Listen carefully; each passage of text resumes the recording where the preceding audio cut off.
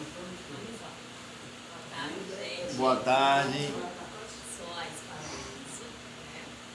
O meu tema é só fazer uma pequena correção. É a importância das preparações na planificação para pessoas com APLD. E aí nós vamos fazer vou fazer uma breve explicação, né? Aqui todos sabem que eu tenho uma PLV em casa, né? O meu filho foi diagnosticado com a PLV com apenas um mês de vida. Até então eu nunca tinha ouvido falar no que era PLV, não sabia o que era, não tinha a mínima ideia do que significava. E a PLV nada mais é do que alergia à proteína do leite de vaca, né? Então, assim, eu precisei fazer exclusão total do leite, porque eu amamentava, apesar de ele consumir a fórmula alimentar, mas eu precisei fazer exclusão enquanto eu estava amamentando, e a parte mais difícil para mim foi na introdução alimentar, foi a parte que eu tive mais dificuldade. E agora, o que é que eu vou dar ao meu filho para comer? Então, vamos lá. A PLV e intolerância à lactose é completamente diferente. A intolerância à lactose é quando o organismo do indivíduo não consegue produzir enzima lactase suficiente para poder quebrar a lactose do leite, que nada mais é o açúcar do leite. Já a PLV, ela é a alergia que o indivíduo desenvolve ao consumir o leite. Então, assim, as proteínas do leite, né, que podem vir descritas como caseína, caseinato, soro do leite, o whey protein, né, que está na moda agora, o povo toma whey, é leite.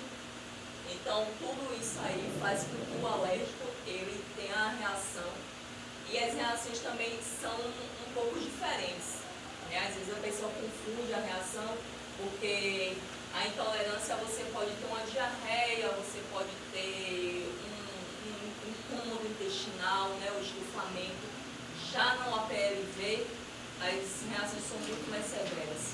No caso do meu filho, ele apresentou diarreia com sangue, né? E aí as pessoas com APLV podem apresentar também urticária, vômitos mais severos com sangue também, e o caso mais grave que é a anafilaxia. Né? Os desafios que os pais encontram por não encontrar produtos livres do leite. Hoje nós já temos as marcas Chá e Zero Leite no mercado, porém não encontra em todo o mercado. Eu, por exemplo, fui em 2 mercados procurar produtos. Eu fui no Atacadão e fui no Açaí, atacadista, não consegui encontrar nenhum produto, nem da Chá e nem da Zero Leite. Eles têm hoje já iogurtes, tem vegetais, tem que é o que substitui a margarina, a manteiga, porque o povo diz assim, mas margarina não tem leite. Tem. Margarina tem soro do leite, tem leite, e algumas fórmulas hoje já estão vindo com um creme de leite. Então sim, a margarina tem leite. Eles têm também biscoitos, e a Zero Leite também produz pães, porém o custo é muito alto. Então a dificuldade é muito grande que os pais encontram, até porque a PLV ela se manifesta na criança, na primeira infância, né? O APLV tem cura. A cura pode aparecer até os 5 aos 14 anos de idade, porém o APLV também pode se manifestar no indivíduo com qualquer idade, não é só necessariamente na criança. Um adulto pode simplesmente desenvolver a PLV. E a importância de ler o rótulo.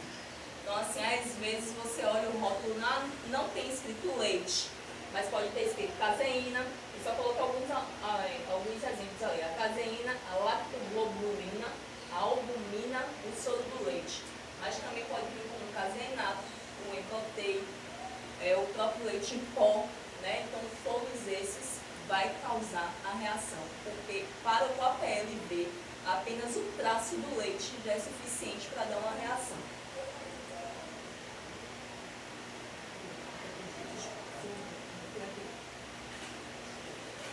Você dá só um cliquinho no mouse que passa. Em qualquer parte da tela? O objetivo. Meu objetivo foi garantir a segurança alimentar para as pessoas que possuem alergia à proteína do leite de vaca, fazendo a exclusão total do leite e seus derivados nas preparações da panificação, utilizando produtos similares, sem perder qualidade, textura, sabor, e buscando sempre evitar a contaminação cruzada. assim, o leite hoje de vaca, ele pode ser substituído da forma mais comum pelo leite de soja. Mas também ele pode ser substituído pelo leite de coco, pelo leite de aveia.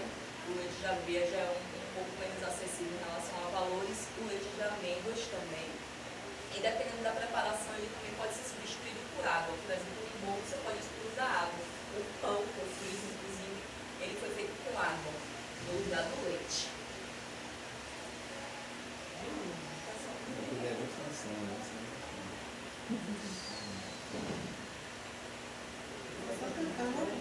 Só clicar, né? Aí. Os objetivos específicos. Trazer alternativas dentro da planificação de receitas que possam substituir o leite e seus derivados com preparações saudáveis, atrativas e saborosas. Então, assim, como eu falei, né, o leite de vaca ele pode ser substituído pelo leite de soja, como o mais comum, pelo leite, tem também o leite de arroz, o leite de amêndoas. Então, dependendo da preparação que a pessoa vai fazer, qualquer um desses leites pode ser, né, utilizado no lugar do leite de vaca. Fazer a preparação da panificação sem perder a textura característica do produto. Então, assim, às vezes só utilizar água não é suficiente.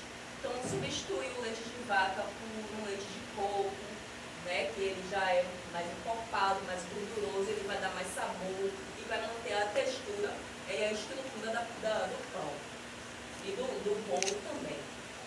E realizar preparações evitando o risco da contaminação cruzada. Então, assim, é muito importante se ater, né, na contaminação cruzada. Porque, aí, por exemplo, eu vou fazer o pão, eu não usei leite, mas chega na hora de untar a forma, eu vou passar a manteiga. Então, eu estou fazendo a contaminação cruzada. Então, é importante que essa forma que for utilizada seja untada com óleo e não com a manteiga ou com a margarina, senão vai haver a contaminação cruzada. Bom, a metodologia que eu usei, eu fiz 2 tipos de pães. Eu levei para meus colegas experimentarem na sala. Os pães foram feitos exatamente da mesma forma, usando exatamente os mesmos ingredientes, e a única diferença foi que na hora da substituição do leite, uma preparação eu usei água, a outra preparação eu usei o leite de coco. Porém, não foi o leite de coco industrializado, foi o leite do coco mesmo. Coco seco, quebrar, bater, extrair o leite e fazer o pão. Foi esse, né, o método que eu usei. E aí os utensílios, né, convencionais, né, a balança, o liquidificador, porque foi um pão de liquidificador, que não precisa sovar, né, o forno convencional, que foi o forno da minha cozinha, a forma para o pão, a espátula, desculpa, todos higienizados, né, de forma segura, dentro das normas da higienização. Bom, as duas preparações elas foram feitas separadamente, né? Porém, as duas levaram exatamente a mesma quantidade de cada ingrediente. Elas levaram o mesmo tempo de fermentação e o mesmo tempo de cocção. A preparação que foi feita com água, ela apresentou uma massa mais leve e uma massa mais quebradiça ao corte. Já a massa com leite de coco, ela ficou uma massa mais densa, mais pesada. Isso ocorreu por quê? Porque a água, ela nada mais é só para hidratar a farinha e desenvolver o glúten. Então, ela não vai dar tanta estrutura para o pão. E nem tanto sabor assim, porque a gente sabe que é o leite que dá o sabor ao pão. Já no caso do leite de coco, como o coco ele é mais gorduroso, então essa massa ela ficou mais densa, mais pesada, ficou mais firme ao corte e deu mais sabor ao pão, né? Ficou um pão mais agradável de se comer e a massa não ficou tão quebradiça durante o corte. Bom, as consequências de consumir pães que tenha leite de vaca e seus derivados. Os sintomas imediatos, né, para uma pessoa alérgica é o vômito, o inchaço, a coceira. Os sintomas tardios é a diarreia com sangue, a dermatite atópica e o refluxo. Né? Geralmente, quando a pessoa ingere, logo de imediato ela pode vomitar, ela pode ter inchaço. Os sintomas tardios é assim, ele vai insistir, ele vai começar com aquela desconforto abdominal e ele vai insistir em comer o produto com o leite. Então vai vir o tardio, que vai ser o caso da dermatite atópica, o refluxo, a diarreia com sangue, que é quando a pessoa vai procurar em emergência, que foi o caso. E o sintoma mais grave vem a dificuldade para respirar e a anafilaxia, né, que leva o alérgico à morte. Dificuldade para encontrar padarias que trabalhem com produtos especiais para pessoas com a PLV. Eu visitei 3 padarias e todas as 3 me disseram a mesma coisa. Não, nós não temos produtos isentos de leite. Então, é um alto custo, é uma baixa demanda. Teve um dos donos da padaria, né, não foi não dono, foi o gerente, que ele me disse que ninguém nunca nem perguntou se eles tinham esse tipo de produto. Eu fui a primeira pessoa a perguntar se eles tinham esse tipo de produto disponível. A validade também ela é bem curta, né? Ela dura pouquíssimo tempo em relação aos outros pães, porque os outros pães usam conservantes, né, para poder manter, e alguns conservantes podem conter traços de leite, então vai ocorrer a contaminação cruzada. E tem a falta de informação também, né? Antes do meu filho eu também não sabia o que era a PLV, eu não tinha a mínima noção do que se tratava. As consequências da contaminação cruzada com uma pessoa que tem alergia. Então, assim, não higienizar corretamente os utensílios, bancadas e maquinários. Então, por exemplo, uma padaria que diz que ela vai lhe oferecer um produto que não contenha leite. Então, ele vai manusear aquela massa naquela bancada. Ele vai manusear uma massa de um pão comum ou de um salgado, onde ele vai conter o leite.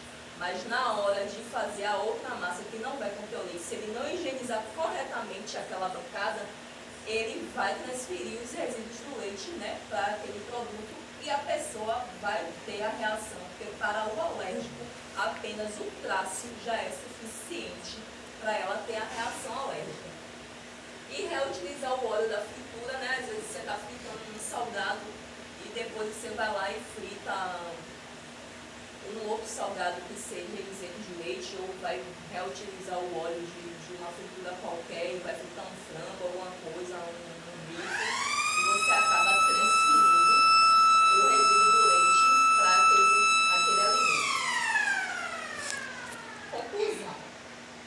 O desenvolvimento de produtos na planificação adaptados para indivíduos com a PLV é muito mais complexo do que uma simples restrição alimentar de determinados ingredientes, sendo segura como uma questão sendo configurada como uma questão de saúde pública, segurança alimentar e inclusão alimentar.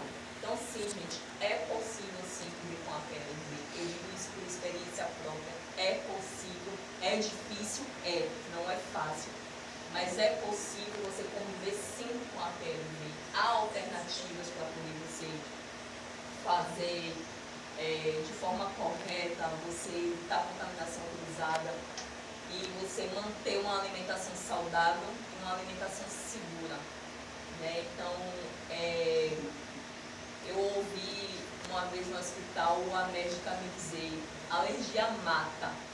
E eu não tirei mais aquilo da minha cabeça, né? Desde aquele dia ainda, tudo relacionado ao meu filho é ali extremamente rígido, justamente com medo da contaminação cruzada, ainda mais criança, tá brincando com outra, toma aqui um biscoitinho e ele simplesmente não pode comer o biscoito. Hoje, graças a Deus, ele já está tolerando alguns produtos, mas o leite em si, o leite líquido em si, ele não está consumindo ainda.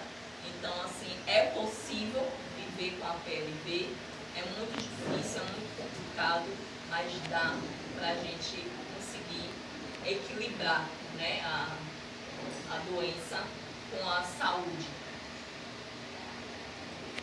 E as minhas referências.